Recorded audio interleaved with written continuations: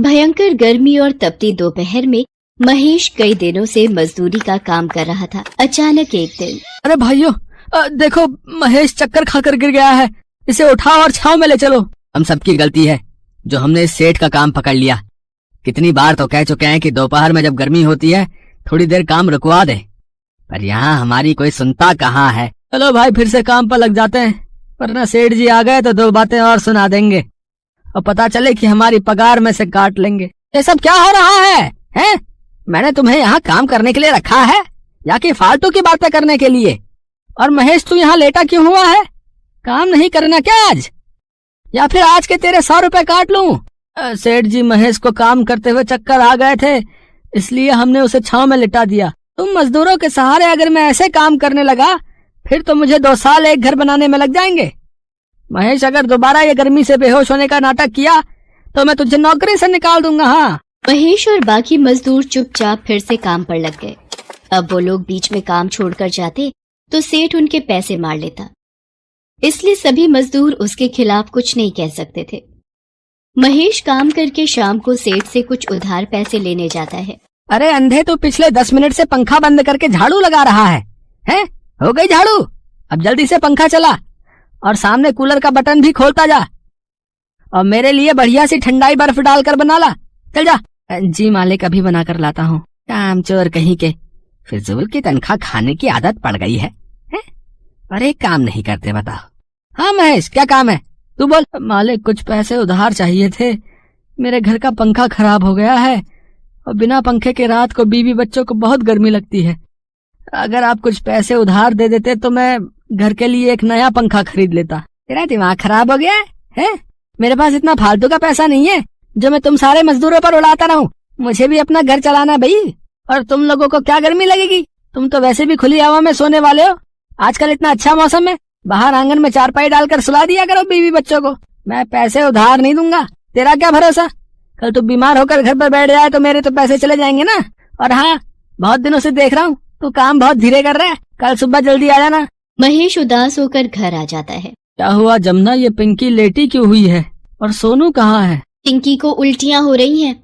सोनू बराबर वाले मेडिकल से दवाई लेने गया है। सारी रात गर्मी से बच्चे सो नहीं पाते हैं, इसी वजह से तबीयत खराब हो गई है बच्चों की। तुमने पंखे के बारे में बात की? ये तो थी, पर सेठ जी ने साफ मना कर दिया, ज्यादा जोर डालूंगा तो कहीं नौकरी से ही ना निकाल दे।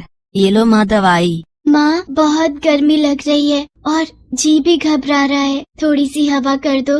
पिंकी बिटिया, आ मेरी गोदी में आजा, मैं तुझे हवा करता हूँ। पता नहीं हम गरीबों के साथ ऐसा क्यों होता है, ये अमीर लोग हमारी परेशानी को क्यों नहीं समझते हैं। थोड़ी सी मदद कर भी देंगे तो उनका क्या चला जाएगा, और फिर उधारी तो मांगे हैं, तुम तो काम करके पैसे चुका देते। एक बार कल फिर कोशिश करता हूँ, शायद सेठ जी का दिल पिघल जाए। महेश एक बहुत ही गरीब मजदूर था। छोटे से कमरे का किराया, रोजाना की रोटी सब्जी, भला 200 रुपए रोजाना कमाने वाला एक गरीब महेश नया पंखा कहाँ से खरीदता।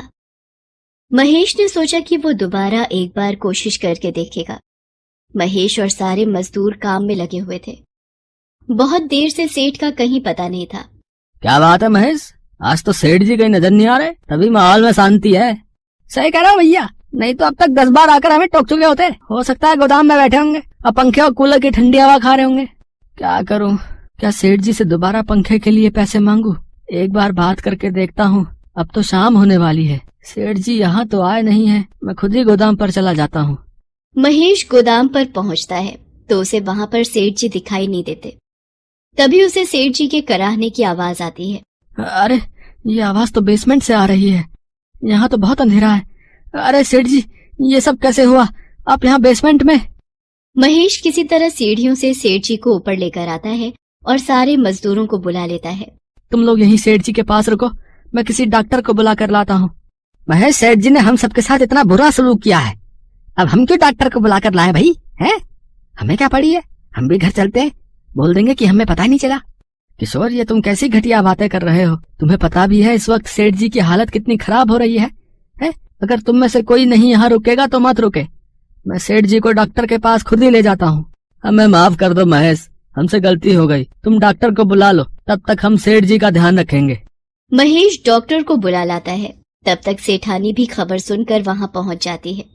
सेठ जी बीपी के मरीज हैं। गर्मी की वजह से इन्हें घबराहट हो गई थी। अगर कुछ देर और ये बेसमेंट में रहते तो इनकी जान भी जा सकती थी। महेश, तुमने आज सेठ जी की जान बचाकर हमारे ऊपर बहुत बड़ा एहसान किया है। तुम ठीक कह रही हो कल्याणी। मैंने हमेशा इन सब मजदूरों के साथ इतना गलत किया। मैं इनकी परेशानी को कभी समझ नहीं पाया। महेश, मैं तो नाम का अमीर हूँ, पर तुम तो दिल से अमीर हो। ये मुझे आज पता चल गया। मुझे माफ कर दो। उस दिन से सेठ ने अपना व्यवहार बदल लिया। उसने महेश के साथ साथ सभी मजदूरों को एक एक पंखा उपहार में दिया। अब दोपहर के वक्त महेश और सभी मजदूर कुछ देर आराम भी कर लिया करते थे।